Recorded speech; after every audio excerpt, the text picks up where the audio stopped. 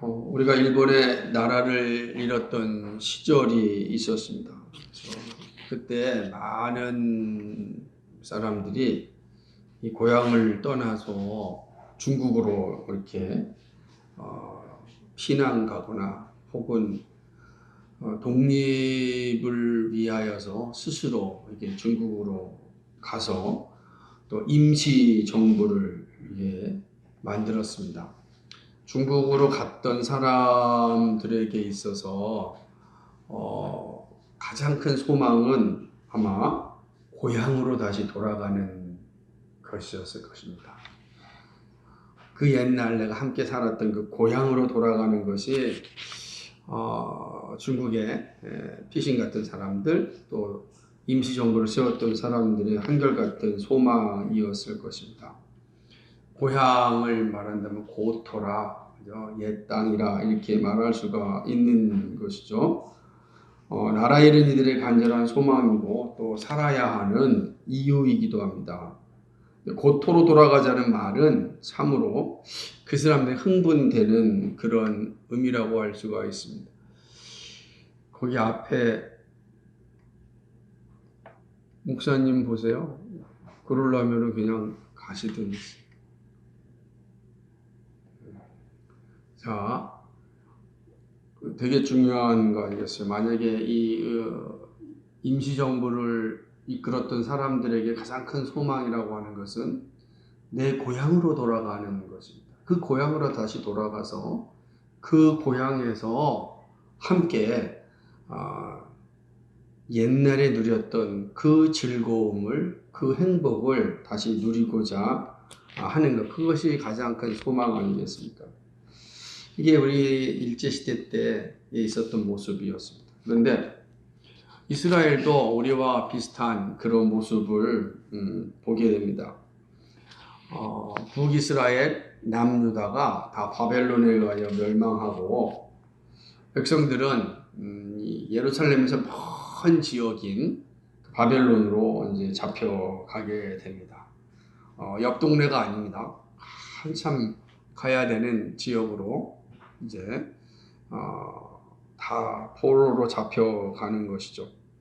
낯선 땅에서의 포로 생활은 결코 쉽지 않습니다. 자기 땅에서의 식민지 백성으로 사는 것도 힘들지만 낯선 땅에 가서 산다는 건 되게 어렵죠. 일본이 우리나라 사람들을 자기 나라로 섬으로 데려갔을 때 그 사람들이 얼마나 힘들고 어렵고 고통스럽게 살았습니까? 우리는 그 잔인한 역사 가운데 하나가 관동 대지진 때 조선인들 학살 사건 같은 거거든요. 그러니까 이런 것들은 식민지 백성이 겪어야 되는 정말 큰 아픔이고 슬픔이죠.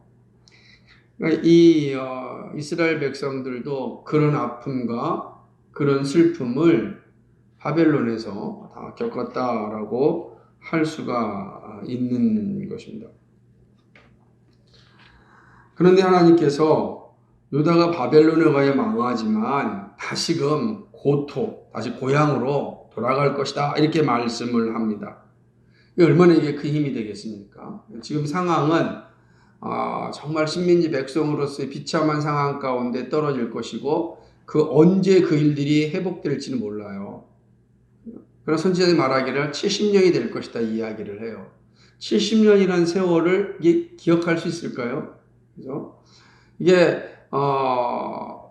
뭐 살다 보면 쓱 지나간 시간이기도 하겠지만 앞으로 바라본다면 정말 긴 시간이 되잖아요. 그 시간을 자유롭게 사는 것이 아니라 식민지 백성으로, 포로 백성으로 살아가야 된다는 건 정말로 힘들고 어려운 상황이 되는 것이죠. 근데 그런 이스라엘 백성들을 향하여서 너희가 이 땅에서 영원히 살 것이 아니다. 다시금 고향으로 돌아갈 날이 온다. 이렇게 말씀을 하시는 겁니다. 그리고 너희를 핍박하였고 너희를 식민지 백성으로 삼았던 바벨론이 무너질 것이다. 이렇게 말씀을 하시는 거죠. 이 말씀은 미래에 일어날 일이겠지만은 그러나 현실을 살아가는 이스라엘 백성들에게 있어서는 엄청난 힘이 되고 또 소망을 주는 말씀입니다. 오늘 이 51장은 이제 바벨론에 대한 멸망에 대해서 이제 이게 확정을 짓는 그런 말씀이라고 할 수가 있습니다. 전체를 한번 생각해 보겠습니다. 우선 1절부터 14절까지는 하나님께서 메대, 바사이죠. 이게 메대라는 나라를 일으켜서 바벨론을 멸망케 할 것이다 라고 하는 것입니다. 그리고 남유다와 북이스라엘이 본인의 고향으로 돌아올 것을 말씀하는 것이죠. 하나님은 남쪽 유다와 북쪽 이스라엘이 하나님 앞에 범죄하였지만 하나님께서 버리시지는 않았다 이렇게 말씀하고 위로를 줍니다. 하나님께 범죄하였잖아요. 그래서 지금 바벨론에 의하여 나라가 망한 거잖아요. 그런데 말씀하기를 그러나 내가 너희를 버리지는 않았다는 거예요. 이게 되게 큰 위로입니다. 현실의 눈에 보면 버림받은 것 같은데 난 버리지 않았다라고 이야기하는 거죠.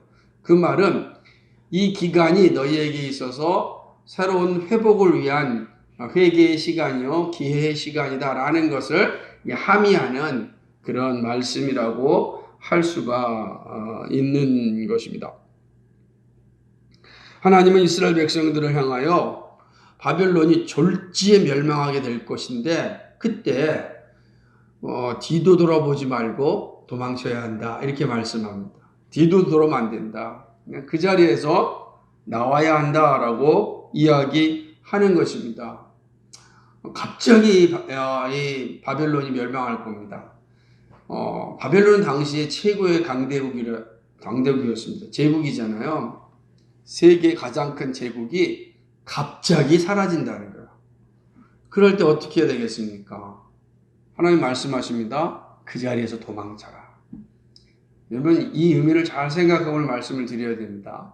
그러니까 이 도망치라는 거예요. 그 자리에 머물러 있지 말라라고 이야기하는 것입니다. 바벨론이 갑자기 이렇게 멸망하게 된 것은 하나님의 심판이다 라고 선언합니다. 그리고 바벨론이 이렇게 심판을 받는 이유는 다른 게 아니라 하나님의 성전을 모독하였고 훼손하였기 때문에 하나님께서 보복하시는 것이다. 이렇게 이제 말씀하시는 겁니다. 그게 이제 10절의 말씀이기도 하는 거죠. 하나님께서 바벨론에게 이스라엘을 침략하고 예루살렘을 점령토록 하나님 허락하셨습니다. 그러니까 바벨론은 하나님의 손에 의하여 쓰여진 도구였습니다. 바벨론을 향한 표현이 뭐냐면 그는 금잔이라 하나님의 손에 든 금잔이라 그러는 거예요. 그러니까 자 제가 물고 이 사기잔이잖아요. 그죠? 이게 금으로 됐다는 걸 뭘 의미하겠어요? 이 부귀와 영화, 그죠? 부유한 나라가 됐다라는 걸 의미하는 것 아니겠습니까? 지금 그 모습을 보여주는 겁니다. 바벨론의 그 부귀와 영화, 이로 인하여서 사실은 이제 모든 나라들이 다 미쳐버리고 말았다 이렇게 얘기하는데 그 말은 다른 말이 아니라 바벨론이 다스리는 나라들이 다 동일하게 이 바벨론의 영향으로 말미암아 타락하였음을 이제 보여주는 것입니다. 하나님께서 바벨론을 통하여서 이스라엘도 침략하게 하고 제국을 형성하게 하였고 고대 근동의 강대한 제국을 만들어 주셨습니다. 분명 하나님의 손에 든 금장과 같은 일이었습니다. 그런데 그런 바벨론에 하나님이 심판하신 겁니다.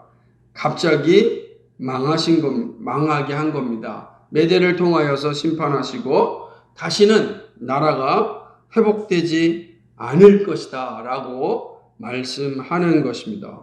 이유가 무엇입니까? 바로 예루살렘 성전을 훼손하였기 때문입니다. 이스라엘을 점령하는 건 하나님이 허락하였지만은 성전을 훼손하는 건 허락하지 않았어요. 이스라엘을 점령하는 것과 하나님을 모독하는 것은 별개의 사건이란 말이에요. 그러니까 이 바벨론이 하지 말아야 될 선을 넘은 거죠. 그래서 하나님을 향하여서 대적하게 된 거죠. 그러니까 미쳤다는 거예요. 미친 거죠. 하나님께 대적하는 이러한 짓을 저지르고 망한 것이죠. 자신들이 섬기는 우상을 앞세워서 하나님을 모욕한 겁니다.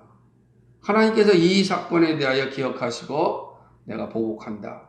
그리고 갑자기 그 고대 근동의 제국이었던 바벨론이 역사 속에서 사라지고 마는 것입니다. 선지자는 바벨론의 심판을 집행하는 분이 어떤 분인지를 15절에서 19절에서 밝히십니다. 천지를 창조하신 분이시며 우상 숭배에 대해서는 분명하게 심판하시며 바로 이분은 이스라엘의 참된 왕인 만군의 여호와다 이렇게 선언하시는 겁니다. 만군의 여호와라는 뜻은 모든 군대의 주인이심을 말씀하는 것입니다. 이것은 이스라엘의 주인일 뿐만 아니라 바벨론의 주인이고 메대와 바사의 주인이심을 선언하시는 거예요. 하나님은요, 만군의 여호와의 만군의 여호와다라고 말씀하시는 것이죠. 그래서 지금 바벨론이 갑자기 심판할 때 그 심판하신 분이 누구냐? 창조주신 하나님입니다. 우상 숭배에 대해서 분명히 심판하신 하나님입니다. 그분은 누구냐? 만군의 여호와이시다. 이렇게 말씀하시는 것이죠. 그러니까 이 바벨론이 멸망할 때 하나님의 심판이 임할 때 바벨론이 세워지는 것도 하나님이 하시는 거고 바벨론을 허무는 것도 하나님이 하신다라는 사실을 아주 분명하게 지금 말씀하시는 것입니다. 선지자는 하나님을 주인으로 아는 이들의 자세를 분명하게 이제 알려주십니다. 이게 20절과 26절에서 그 사실을 이제 보여주는 건데요. 그러면 하나님을 주인으로 아는 이들은 어떤 자세를 가지고 있어야 되는가라고 하는 거예요. 자, 하나님은 바벨론을 통하여 열국을 심판하셨습니다. 바벨론은 하나님의 도구가 되어서 제국이 되었습니다. 그런데 바벨론이 착각한 게 하나가 있었습니다. 그것은 바로 자신의 힘으로 이 거대한 제국을 형성하였다는 생각입니다. 그것이 바로 하나님 앞에서 범죄한 것이고 범죄의 자리로 가게 한 것입니다. 성전을 파기하고 훼손합니다. 이렇게 되는 것이죠. 하나님은 이것을 잊지 않으셨습니다. 멸망의 산과 같았던 바벨론이 쓸모없는 불탄 산이 됩니다. 고대 근동의 집은 시멘트가 있어서 집을 짓는 게 아니잖아요. 다 나무로 집을 지었어요. 그러니까 나무로 집을 지으려면 산에 있는 나무들이 잘 자라나야 됩니다. 그래서 그 나무들을 다 채취해가지고서 집을 졌어요. 근데 산이 다 불타버렸습니다. 나무가 하나도 없습니다. 그럼 집을 질 수 없는 거죠. 집을 질 수 없다면 어떻게 되겠습니까? 바로 그것을 황무지가 되는 거죠. 그 나라가 황무지가 되어버리고 망한 것이죠. 바벨론이 이처럼 멸망한다라고 심판하는 것입니다. 그렇게 되어지는 것이죠. 그러니까 하나님께서 이 바벨론을 향하여서 분명하게 이제 이 사실을 말씀해 주고 있습니다. 성전을 회파하였고 모독하였던 바벨론은 하나님께서 반드시 기억하시고 그들을 심판하신다. 심판하시되 아주 철저하게 심판하신다라고 하는 거예요. 그러니까 51장 끊임없이 이 바벨론의 심판이 철저하게 진행되어짐을 말씀하시는 겁니다. 선지자는 27절로부터 40절에서는 바벨론이 어떻게 멸망하는지를 선포합니다. 그러니까 이제 바벨론이 철저하게 심판하는데 좀 더 자세하게 얘기하는데 어떻게 그럼 이렇게 바벨론이 불탄 산과 같이 될 것인가? 거대한 제국이었던 바벨론이 한순간에 역사에서 사라지게 되었는가? 지도에서 사라지는 나라가 되었는가?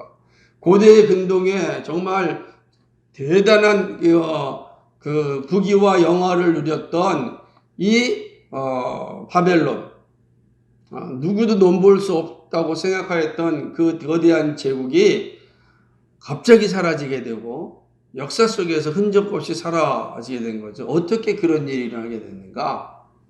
하나님께서는 바벨론은 당대의 연합군인 아라락, 마니 그리고 이스그나스 이런 나라예요.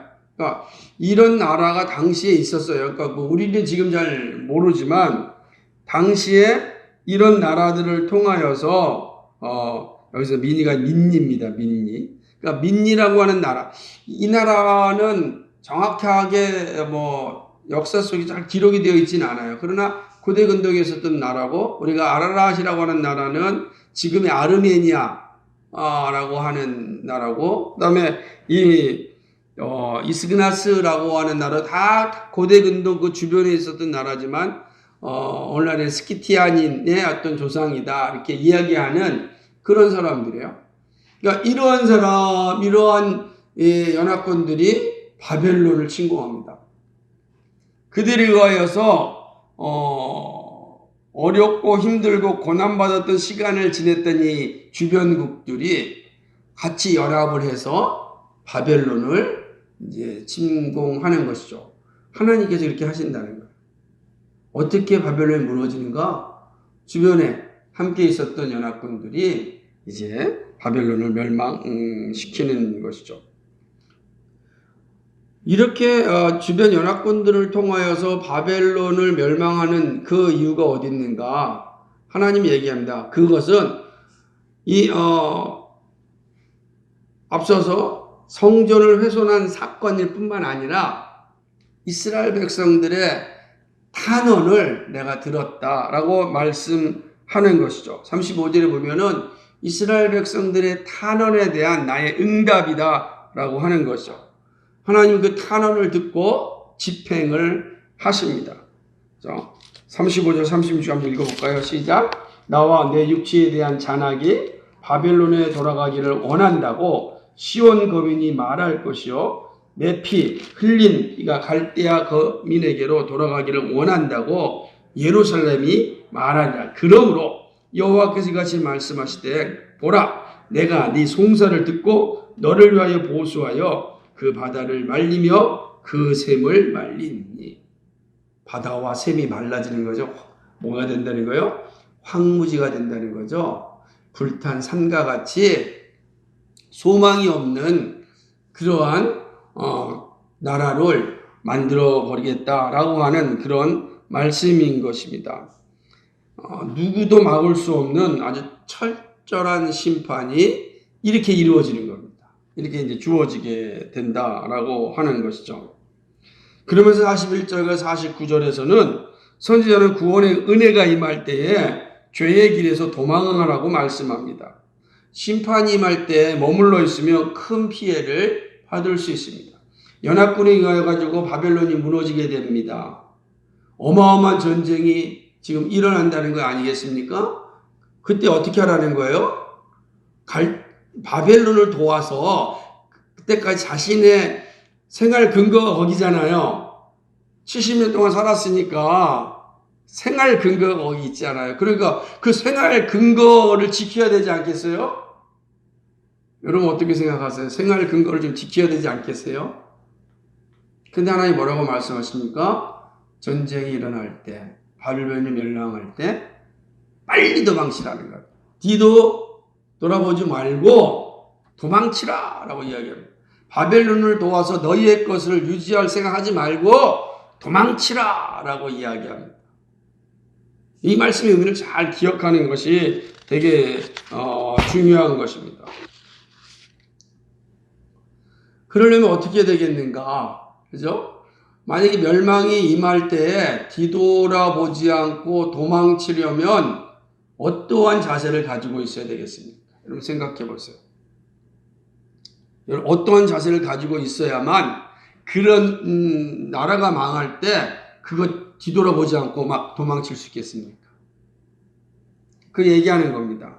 50절 58절에서 이제 선지자는 이야기하는 겁니다. 너희가 항상 고토로 돌아갈 준비를 하고 있어야 한다라고 이야기하는 것입니다. 50절 한번 읽어볼까요? 50절 시작. 칼을 면한 자들이여 서지 말라 행하라 원방에서 여호와를 생각하며 예루살렘을 너희 마음에 두라. 아멘. 뭘 두라는 거예요? 예루살렘을 마음에 항상 두라는 거예요. 네가 칼을 면했다는 거예요. 심판의 자리에서 살아났다는 거예요. 그죠? 전쟁 가운데서 살아난 거예요.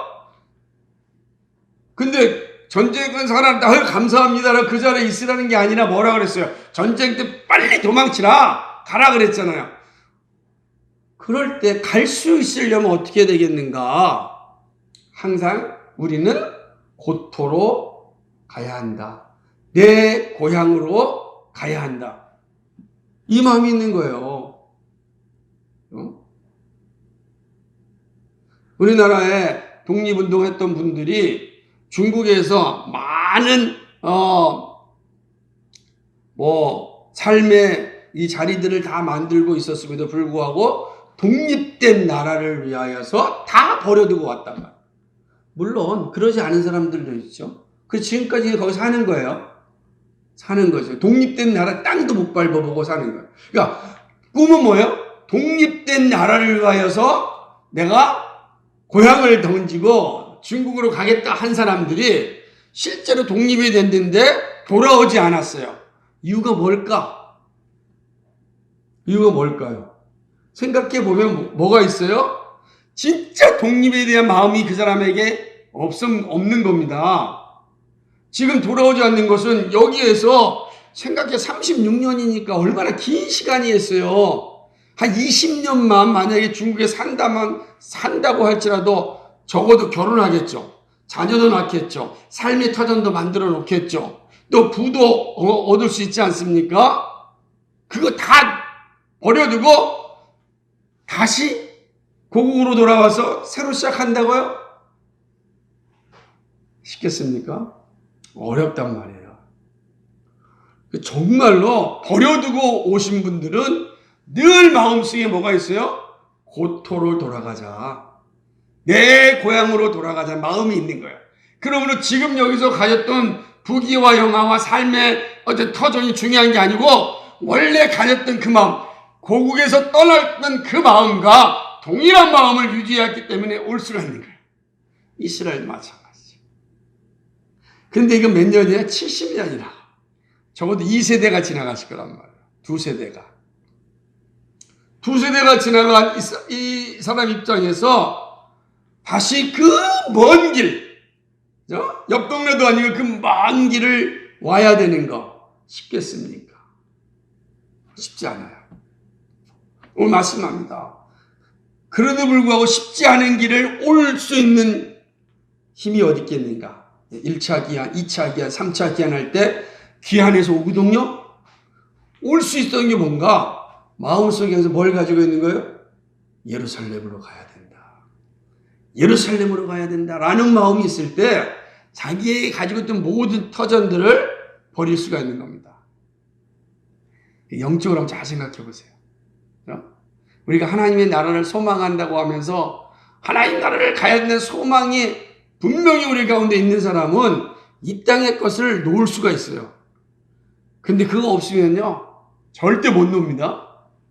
악착같이 갖고 다음 세대 주고 싶고 악착같이 갖고 있는 거예요.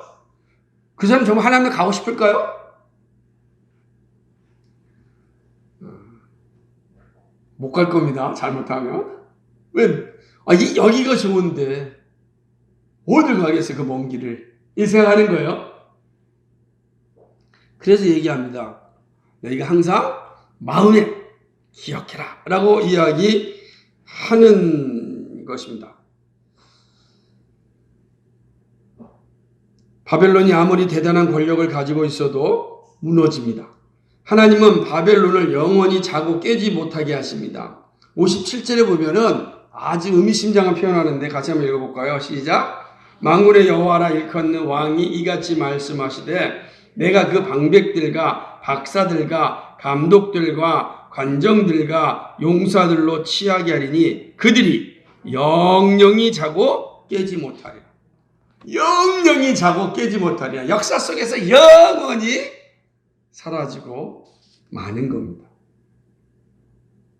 이것이 하나님을 모욕하는 자들의 결말입니다. 세상에서 금전을 가지고 취하면서 흥청망청 부귀와 영화를 누렸던 이들, 자신이 가진 것이 전부인 양 떠들었던 이들의 체온입니다. 이거 말씀해 주는 겁니다. 이 말씀하신 이후에 선지자는 지금 이방의 나라들의 심판을 기록한 이유를 알려줍니다. 그게 59절로부터 64절이에요. 이집트로부터 시작해서 블레셋, 그 다음에 암몬, 모압, 에돔, 시리아, 그냥 바벨론에 이르기까지 이들의 멸망 기록해 놓은 이유가 무엇인지를 이제 59절로부터 64절까지 말씀해 줍니다. 놀랍게도 이 말씀 언제 이야기했냐면 59절을 보게 되면은 유다왕 시드기야 4년에 주신 말씀입니다. 시드기야 4년이라고 하면은 주전 593년경입니다. 그리고 남유다는 주전 586년에 멸망합니다. 지금 아직 이스라엘이 멸망하기 전에 이 말씀을 주신 거예요. 멸망한 후에 주신 말씀이 아니라 멸망하기 전에 주신 말씀인 것입니다.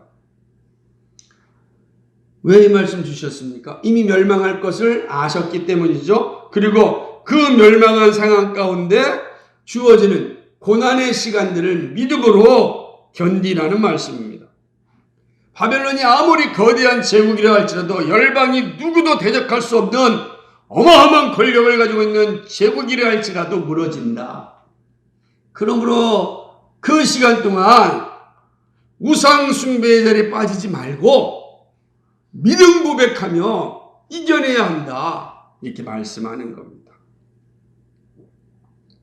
선지자는 시종장 스리야에게 기록된 말씀을 줍니다. 시종장은 왕의 숙소를 책임지는 사람이거나 혹은 수석 보좌관 정도 되는 사람이에요. 이 사람에게 이 말씀을 주면서 이야기합니다. 왜냐하면 시리아는 시드기야 왕과 함께 이제 바벨론으로 잡혀가게 되죠. 왕과 함께 아마 왕과 함께 포로로 잡혀가는 백성들의 상황을 우리가 한번 생각해 보면 충분히 이해가 됩니다. 얼마나 두렵겠습니까? 그죠? 얼마나 두렵겠습니까?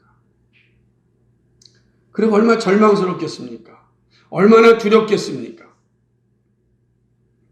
슬픔과 절망과 두려움 가운데 있을 것입니다. 그때 선지자는 시리아에게 말합니다. 받은 말씀을 백성들에게 읽어주라. 이렇게 명령합니다. 받은 말씀을 백성들에게 읽어주라. 왜 그렇습니까? 지금 너희가 가는 길은 분명 어렵고 힘든다. 고통스러운 길이다. 그건 틀림이 없다. 그러나 그것이 절망의 길은 아니라는 거예요. 그 절망의 길이 아니라는 거예요. 고통스럽고 고난의 길인 건 분명하지만 절망의 길은 아니다. 바벨론이 아무리 거대하고 대단한 힘을 가지고 있다 할지라도 그들은 무너질 것이고 지금 비록 너희를 힘들고 어려운 길은 가지만 반드시 다시금 너희의 옛 땅, 너희의 고향, 이 예루살렘으로 다시 돌아온다. 이게 하나님의 약속이다. 이렇게 말씀하는 겁니다. 그러므로 힘들어도 고토를 생각하면서 믿음을 지키라는 것이죠. 그런 후에 아주 의미심장한 표현을 하는데 저는 이 말씀이 독특해요. 63절 한번 읽어볼까요? 시작. 너는 이 책 읽기를 다 한 후에 책을 돌에 매어 유브라데 하수 속에 던지라. 성경책을 돌로 묶어서 강 속에 던져버리라는 거예요. 이 상징적인 비유입니다. 왜 그렇죠? 바벨론이 이와 같이 될 것이다. 이 말씀이 돌에 매어서 유브라데 강 속에 떨어졌을 때 다시 떠오르지 않잖아요. 다시 떠오르지 않아요. 바벨론이 이와 같이 역사 속에서 사라질 것이다. 그리고 우리는 지금 그 역사를 보고 있습니다. 바벨론은 역사 속에서 다시 떠오르지 않았습니다.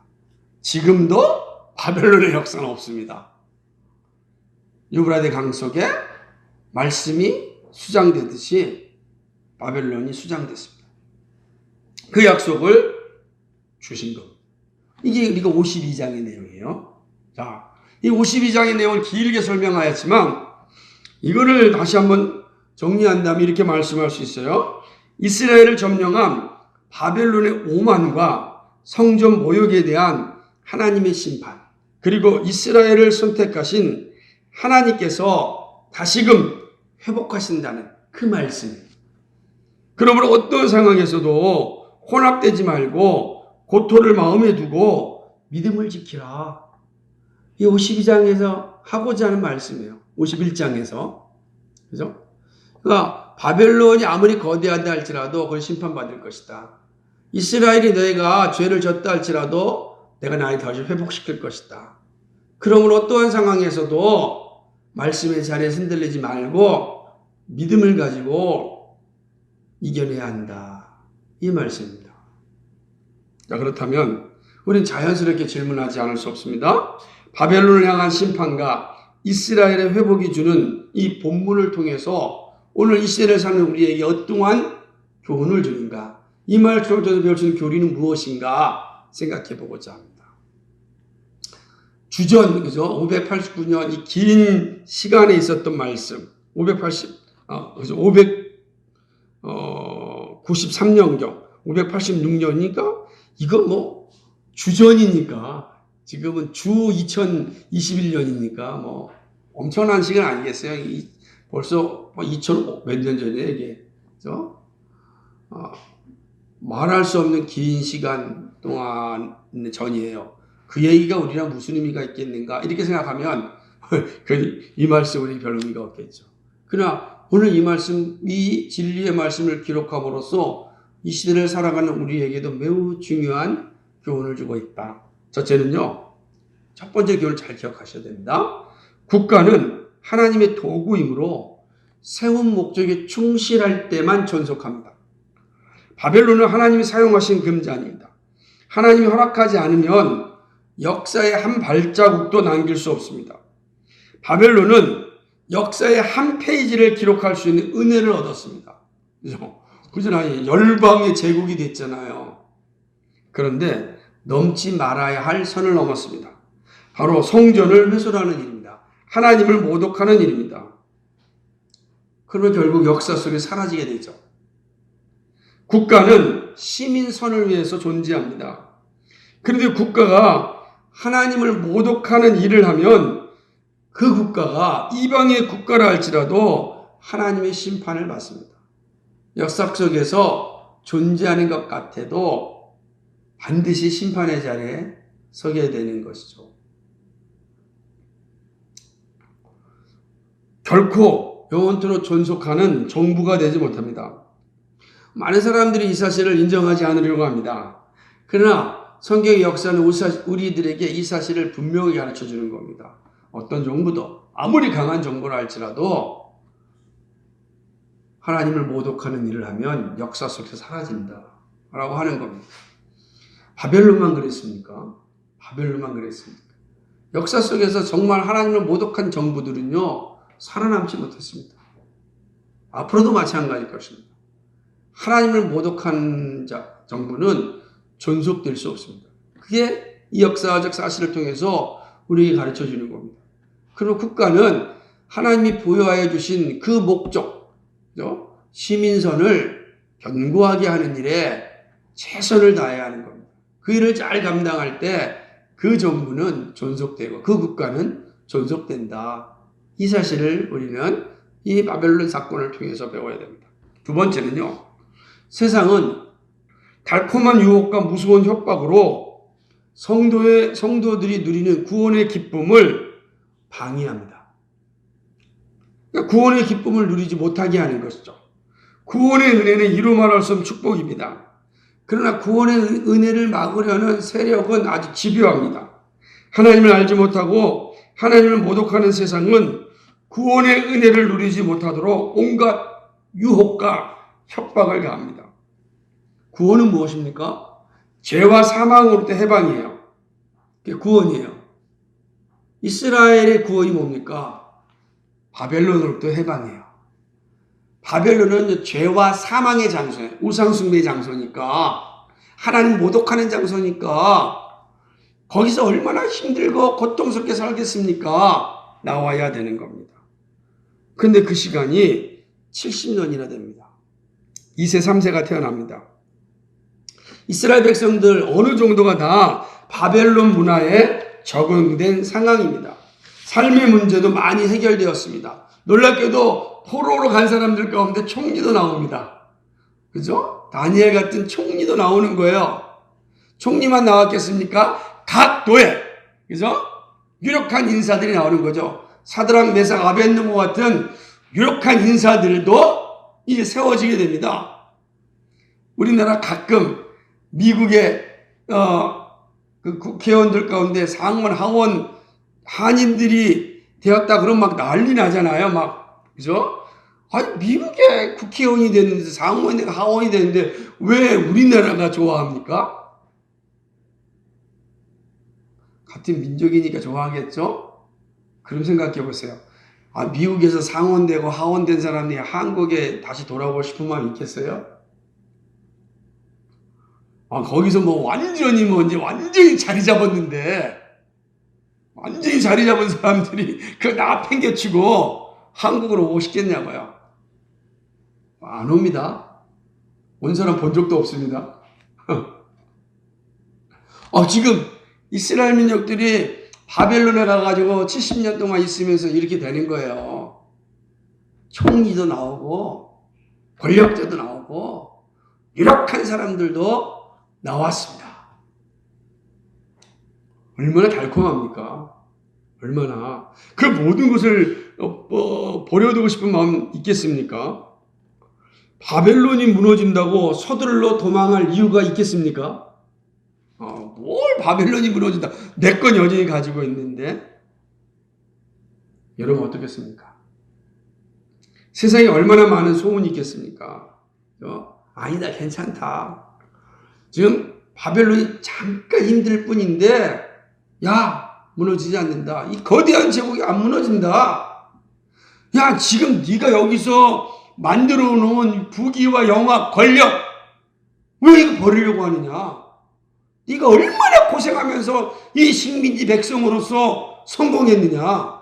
근데 그거 버리려고? 예루살렘 가면은 우리의 삶이 더 나아질 거라고 생각해? 아니야.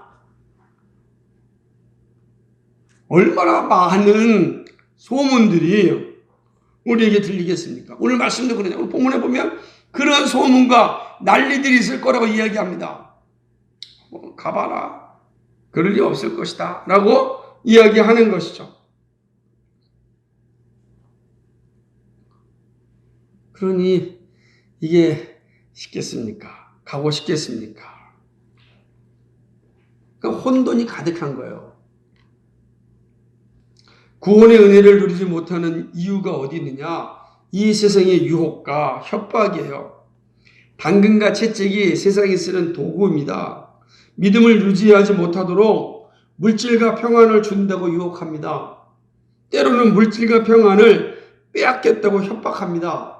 이 세상입니다. 주겠다, 뺏겠다. 그래서 우리로 하여금 죄와 사망의 자리에서 벗어나지 않게 하는 거예요. 그 자리에서 죽으라고 하는 거죠. 이스라엘 백성들의 모습이 이런 상황 가운데 처하여 있는 겁니다. 도망가는 거예요. 얼마나 안타까운 마음들이 있겠습니까? 이게 우리가 구원의 기쁨을 누리지 못하는 이유가 여기 있는 거예요. 이 세상의 유혹과 이 세상의 협박 때문에 하나님이 주신 구원의 기쁨을 누리지 못하고 자꾸만 굴복하는 거예요. 그러니까 한번 생각해 보셔야 돼. 내가 왜 구원의 기쁨을 누리지 못하느냐? 늘 유혹과 협박 가운데 굴복당하고 있기 때문에 그런 거죠. 그냥 못 누리는 거예요. 보이는 것이 너무 좋으니까. 보이는 게 너무 좋으니까 그런 겁니다.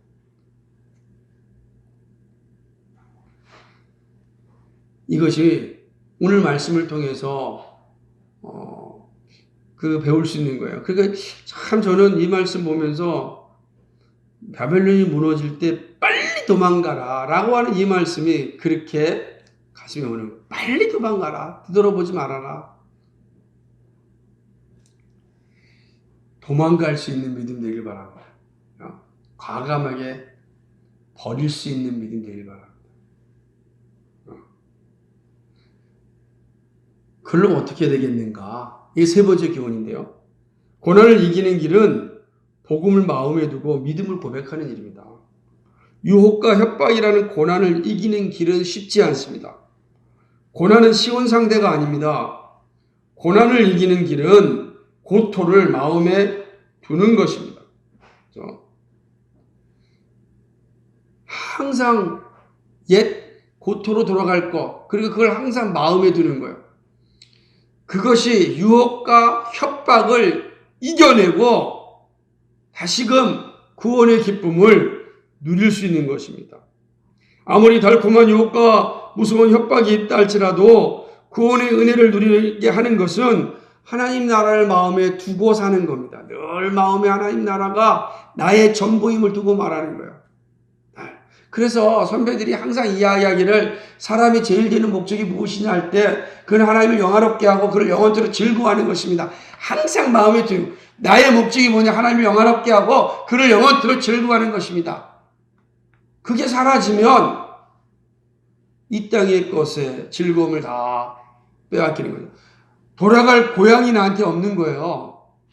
여러분, 돌아갈 고향이 없으면 여기가 고향이지. 이 세상이 나의 전부지. 그럼 전부인데 어떻게 놓겠어요? 전부는 못 놓는 거예요. 그러니까 아둥바둥하다가 온갖 얼굴에 그냥 근심 걱정만 가득하고 욕심만 가득하다가 욕망을 채우다 못 채우니까 욕망으로 온몸이 다 상해서 그렇게 가는 겁니다. 평안이 없는 거예요. 사는데 평안이 없이 살아가요. 평안이 없어요. 얼만큼 채워야 평안을 누리겠습니까? 평안을 누릴 수 있을 만큼 채울 수 있겠습니까? 절대 못해요.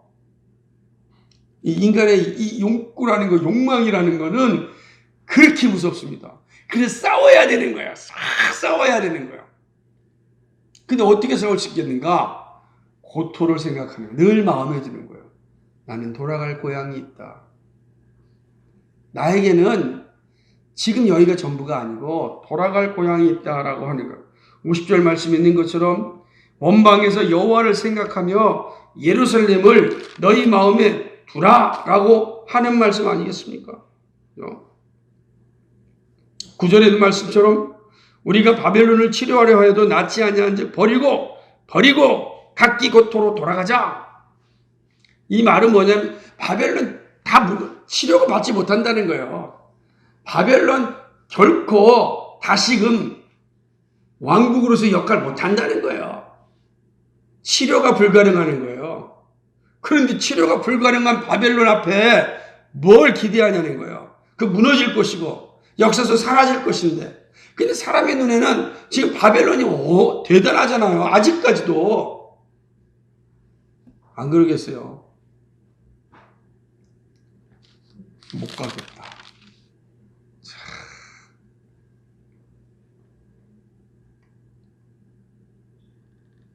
구원의 은혜를 누리게 하는 건 늘 하나님의 나라를 마음에 둘 때 가능합니다. 그럼 하나님의 마음에 둔다는 게 뭐냐? 날마다 믿음 고백을 하는 일입니다. 나를 위하여서 십자가에 죽으신 예수님의 사랑과 다시 오실 것을 약속하신 부활의 주님을 고백하는 겁니다. 마음에 둔다, 믿음 고백한다는 거예요.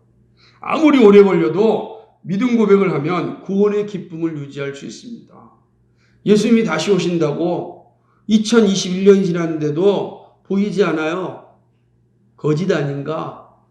믿음 고백이 없으면 그렇게 보이는 거예요. 하나님의 역사를 통해서 보여주는 거예요. 출애굽기, 애굽 생활, 바벨론 생활 끊임없이 통화해서 가르쳐 주는 거예요. 약속의 말씀은 이루어진다는 거예요. 주님은 다시 오십니다.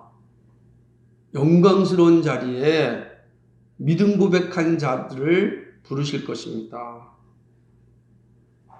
그러므로 아무리 오래 걸려도 우리가 믿음 고백을 잘 하면 구원의 기쁨을 상실하지 않고 유지할 수가 있는 것입니다. 세상과 싸울 수 있는 유일한 힘은 바로 복음에 대한 고백이에요. 이 복음에 대한 고백이 이 세상 유혹과 세상 협박과 싸울 수 있고 이길 수 있는 길입니다. 이길 수 있는 길이에요.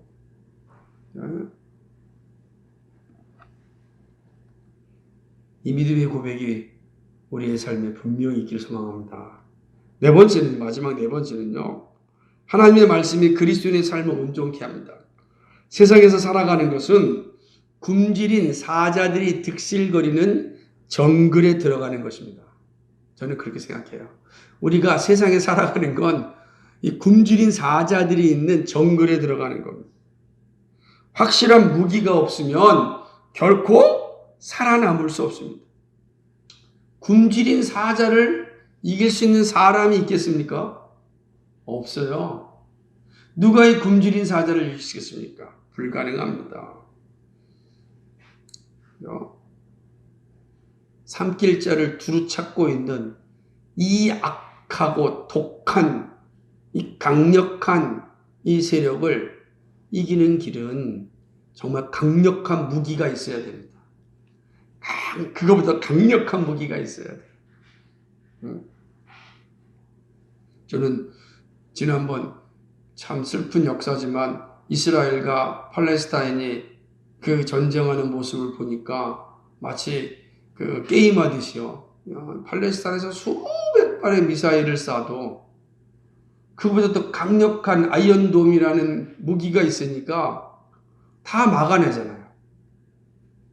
우리 세상이라고 하는 어마어마한 이 정글 속에 들어가도 살 수 있는 것은 그 정글을 이길 수 있는 무기가 있으면 되는 겁니다. 그것이 무엇입니까? 그게 말씀입니다. 약속의 말씀입니다. 그래서 예레미야 선지자는 이스라엘 백성들 바벨론의 포로로 잡혀갈 거기서 참으로 비참한 생활을 할 수밖에 없고 70년 동안 고생하며 살 수밖에 없는 그들이 거기에서 혼합된 신앙이 되지 않고 믿음을 지키고 다시금 약속된 땅으로 올 수 있는 그 무기를 줍니다. 이게 말씀이잖아요. 약속의 말씀을 주지 않습니까? 그 약속의 말씀을 읽으라, 듣게 하라. 그렇습니다. 약속의 말씀이 우리를 온전케 하고 고난을 이기게 합니다. 예수님과 사도들이 십자가를 질 수 있었던 힘은 오직 약속의 말씀이었습니다. 예수님이 어떻게 십자가를 감당할 수 있었습니까? 하나님의 약속의 말씀이었습니다. 그 말씀에 의지하여 십자가를 졌고 그리고 승리하셨습니다. 사도들이 어떻게 그 고난의 시간, 그 고통의 시간을 복음과 함께 고난받을 수 있었겠습니까? 약속의 말씀입니다. 그 약속의 말씀이 그들로 하여금 자기에게 주어진 한 세대를 믿음으로 살았습니다. 그리고 마침내 구원의 영광을 누렸습니다. 우리가 사는 길도 동일합니다. 복음이 우리를 이기게 합니다. 그리고 구원의 영광을 누리게 합니다. 우리의 고토인 새하늘과 새 땅에 들어가게 합니다. 그래서 말씀을 읽고 들어야 합니다. 그것이 우리를 온전케 하는 일입니다. 이것이 네 번째 교훈입니다. 말씀을 맺습니다. 이스라엘 백성들은 70년이라는 비상시대를 살았습니다. 영원한 시대가 아닙니다. 비상시대예요. 70년이 비상시대였어요. 하나님은 비상시대를 살아갈 백성들에게 새로운 것을 주지 않았습니다. 그죠? 뉴노멀이 아니었다고요. 그걸 주지 않았어요. 고토를 기억하고 가슴에 두라고 하였습니다. 약속의 말씀을 의지하고 견디어내라고 하였습니다. 새로운 세상이 왔습니다. 바벨론이라고 하는 대제국의 새로운 세상이 왔습니다. 그 세상에 맞춰 살아라. 그러지 않았습니다. 하나님의 약속이 성취될 때를 기다리라고 하였습니다. 그것이 이 비상시국을 살아가는 성도의 자세입니다. 저는 오늘 우리들이 코로나라고 하는 비상시대를 살아가고 우리 있지 않습니까? 이 코로나 비상시대. 사람들이 얘기합니다. 이 새로운 시대가 왔다. 새로운 기준이 필요하다. 사람들이 얘기합니다. 꼭 모여서 예배 드려야 되느냐? 이런 식의 좀 더 편안하게 예배 드리면 어때? 여기도 예배 드리고 저기서 예배 드리면 어때? 라고 이야기합니다. 예배 드리는 방법에 대해서도 뭐 함께 모여서 예배드려야 돼 라고 이야기합니다.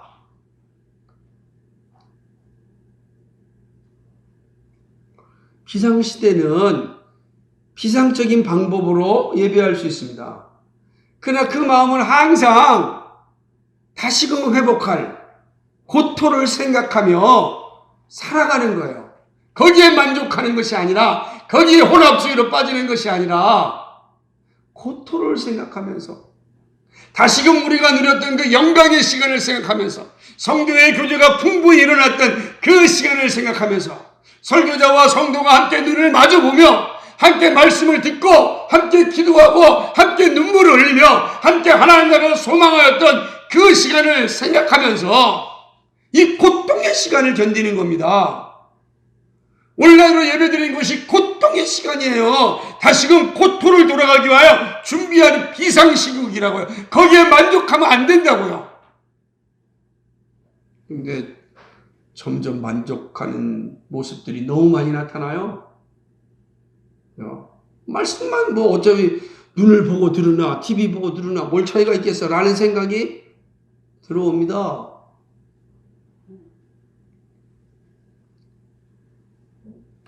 예배를 꼭 주일 오전, 주일 오후, 수요, 금요 예배 드리지 않아도 살 것 같다고 생각합니다.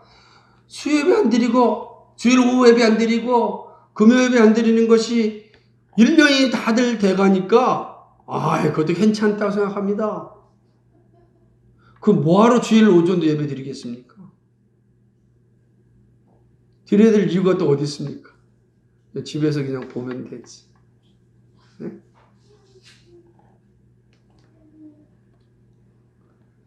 그래서 저는요, 이 시대를 이기는 힘은 본래의 말씀, 본래의 신앙, 본래의 교회를 항상 마음에 두어야 합니다.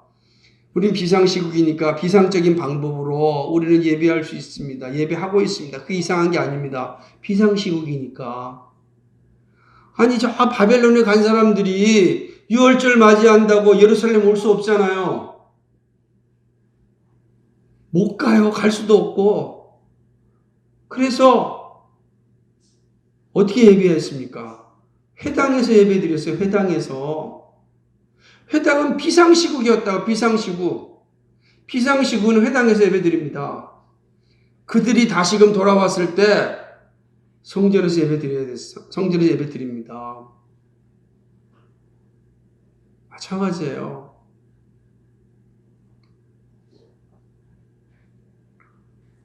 점점 편리하게 신앙생활을 하는 마음들이 많이 지금 올라오고 있습니다. 어디서 예배하면 어떻고 어떻게 예배하면 어떠냐고 유혹합니다. 지금 세상이 어떻게 변하고 있는데 여전히 옛날 말에 이 문자에 얽매이고 있냐고 말합니다. 저는 이것이 바벨론에 갔던 이스라엘에게 주었던 시험과 같다고 생각합니다. 어떻게 하시겠습니까? 우리는 고토 즉 말씀이라는 기준을 마음에 두고 살아야 합니다. 비상사태가 끝나면 다시금 예배의 자리로 회복해야 됩니다. 그날을 소망하면서 예배하여야 합니다. 지금의 자리가 아니라 고토로 돌아가야 합니다. 옛적 길로 가야 합니다. 말씀의 자리에 서야 합니다. 이 비상시대를 살아도 믿음은 선명해야 합니다. 이 일을 위하여 항상 복음을 고백하는 믿음 고백이 있어야 합니다. 이것이 구원의 영광을 누리는 길입니다. 우리가 이 바벨론의 멸망을 통해서 이스라엘 회복을 통해 주시는 이 말씀을 잘 기억하고 우리도 동일하게 비상시국을 살아가면서 본래의 교회를 회복하는 일에 힘쓸 수 있기를 주님의 이름으로 감사 축복합니다. 거룩하시고 자비하신 주님 고맙고 감사합니다. 오늘 바벨론의 멸망을 통하여 들려주시는 이 말씀을 들었습니다. 하나님, 비상시국에 우리가 해야 될 일과 비상시국이 끝났을 때 우리가 돌아가야 될 것이 분명합니다. 하나님 아버지, 고토로 돌아가자. 고토를 기억하고 마음에 둘 때 우리가 타협하지 않고 우상 숭배하지 않고 타락하지 않고 절망하지 않고 소망을 가지며 구원의 영광을 누릴 수 있습니다. 이 구원의 영광을 누리는 우리 모두가 되게 하여 주옵소서. 예수 그리스도를 받들어 기도하옵나이다. 아멘.